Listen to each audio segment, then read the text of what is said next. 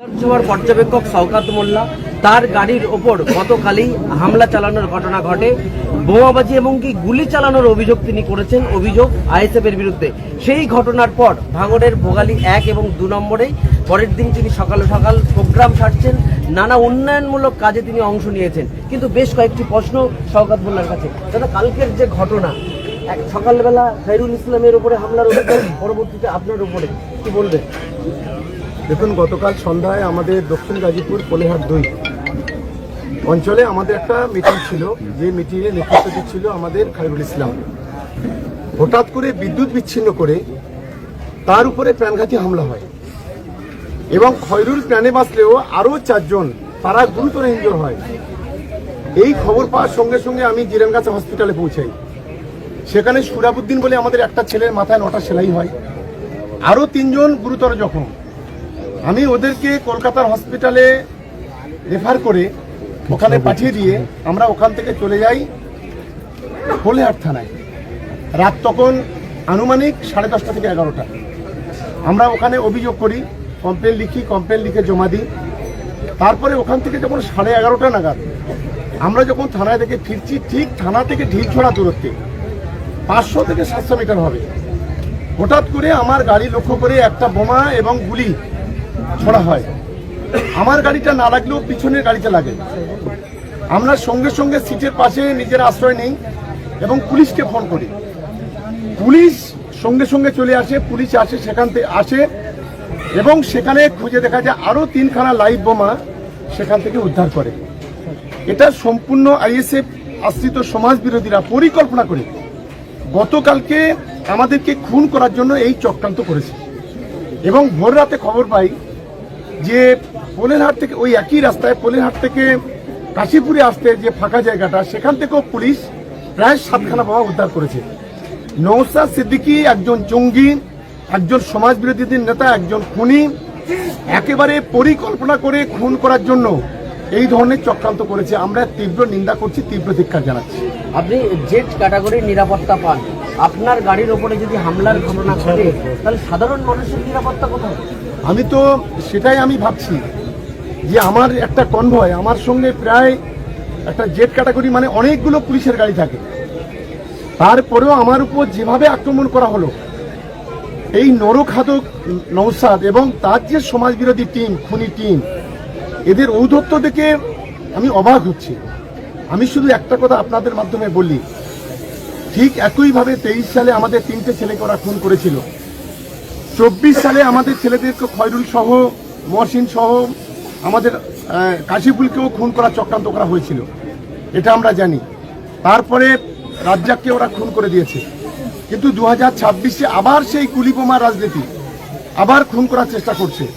কিন্তু যতই চেষ্টা করুক, যতই আমাদের গুলি করুক, যতই আমাদের খুন করুক, তৃণমূল কংগ্রেসের কর্মীদের দমানো যাবে না, এটা আমরা একেবারে সতর্ক করছি।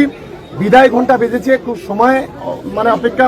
আমি অবিলম্বে কলকাতা পুলিশ কমিশনারকে অনুরোধ করব, এই খুনের পিছনে কে বা কারা আছে, এই চক্রান্তকারীর পিছনে কে বা কারা আছে, অবিলম্বে তাদেরকে খুঁজে বের করা এবং নওশাদ সিদ্দিকীর মতো এই ধরনের খুনি সমাজ বিরোধী একেই গ্রেপ্তার করা উচিত বলে আমি অন্তত মনে করি। থানায় লিখিত অভিযোগ দায়ের করেছেন, পুলিশের পক্ষ থেকে কি পদক্ষেপ নেওয়া হয়েছে? আমরা সেই রাত্রে থানায় লিখিতভাবে অভিযোগ দায়ের করেছি এবং খয়রুলের উপর যে আক্রমণ, সেটাও অভিযোগ দায়ের করেছি। আমরা 2খানা কমপ্লেন লঞ্চ করেছি। এখন দেখা যাক পুলিশ কতদূর কি করে। এবং আগামীকাল বেলা 3টে আমরা একটা প্রতিবাদ মিছিলের ডাক দিয়েছি দক্ষিণ গাজীপুরে।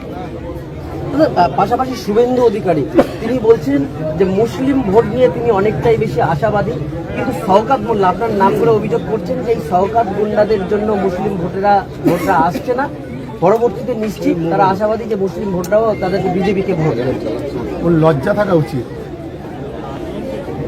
একজন সবচেয়ে স্বাধীনতার পর সবচেয়ে একদম নোংরা বিরোধী দলনেতা, যে প্রতিদিন একটা কমিউনিটিকে জিহাদি বলে, সমাজ বিরোধী বলে, খুনি বলে, বাংলা থেকে যাদেরকে তাড়িয়ে দেওয়ার কথা বলে, সেই ভূতের মুখে কখনো নাম কখনো সহ্য হবে না, এটা বাংলার মানুষ জানে। এই ধরনের আসলে একজন হচ্ছে সবচাইতে বড় সমাজ বিরোধী। এই বাংলার সবচাইতে বড় সমাজ বিরোধী, সবচাইতে বড় মির্জাপুরের নাম হলো এই শুভেন্দু অধিকারী। বাংলার গাদ্দার, বাংলার মানুষের রুটি রুজি কেড়ে নেওয়ার মালিক এই শুভেন্দু অধিকারী দিল্লির নেতাদের পায়ে পড়ে। ফলে এর কাছ থেকে আমাদের জ্ঞান শিখতে হবে, আর এর কাছ থেকে বাংলার মানুষ জ্ঞান শিখবে যে বাংলার 10 কোটি মানুষের পেটে লাথি মারে, যে বাংলার দিল্লির নেতাদের পায়ে পড়ে বাংলার একটা সংখ্যালঘু সমাজের উপরে তীব্র থেকে তীব্রতর আক্রমণ করে।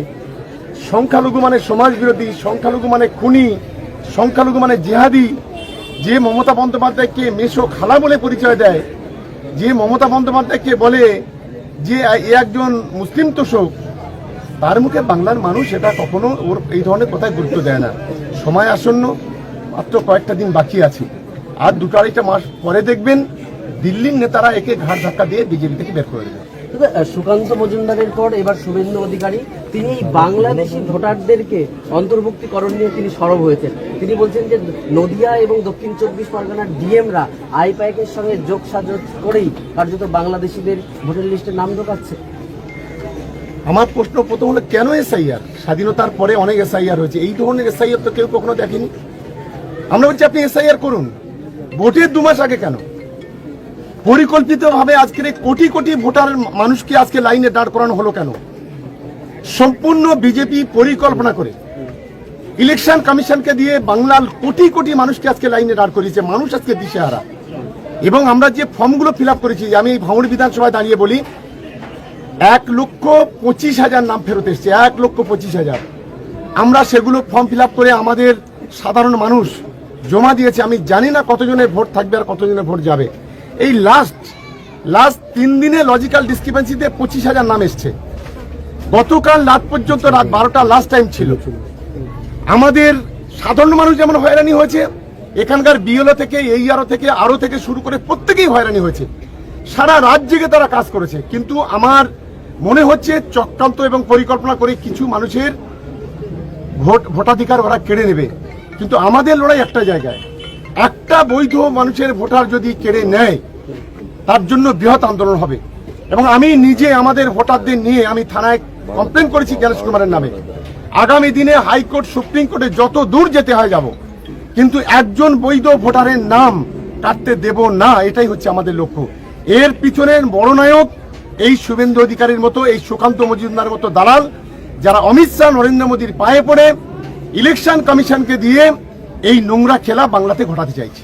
শেষ প্রশ্ন, তহা সিদ্দিকী এই ঘটনা প্রসঙ্গে, আপনার ঘটনা প্রসঙ্গে তিনি বলছেন যে শুধুমাত্র সিকিউরিটি বাড়ানোর জন্য শওকত মোল্লা একটা নাটক করছেন। ভাঙড় এবং ক্যানিংয়ে দুষ্কৃতিমূলক কাজ শওকত মোল্লা ব্যতীত হয় না। তহা সিদ্দিকীর অভিযোগ, ওর নোংরা, ওর কথা শুনলে আমার গা বমি বমি হচ্ছে। এখন এই ধরনের নোংরা মানুষ সম্পর্কে আমাদের সেই কথা বলার মতো, সময় নষ্ট করার মতো সময় আমাদের কাছে নেই। কারণ আমাদের কথার একটা মূল্য আছে। এরা হচ্ছে নোংরা প্রকৃতি, এটার কথার কোনো মূল্য নেই।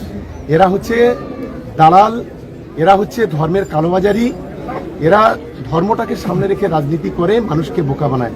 আমি সংখ্যালঘু সমাজের মানুষ জানে, সারা বাংলার মুসলমানরা জানে যে এই যার নামটা করছেন, আমার গা বমি হচ্ছে, খুব একটা বলতে পারছি না, সরি। শওকত মোল্লা কার্যত তহা সিদ্দিকীর মন্তব্যকে এড়িয়ে গেছেন এবং পাশাপাশি তার উপরে যে হামলার ঘটনা, সেই ঘটনায় যারা অপরাধী তাদের উপযুক্ত শাস্তির দাবি জানিয়েছেন। ভাঙড় থেকে সৌমিক এবং